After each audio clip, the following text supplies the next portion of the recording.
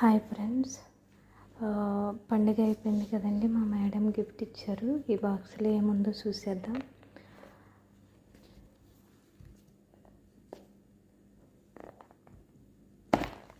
Wow, chain అండి, gold chain కొన్నారు. So నాకు పండుగకి వచ్చిన ఇక్కడ డబ్బులు 600 అండి. ఇండియా డబ్బులు ఎంత అవుతాయో తెలీదు నాకు.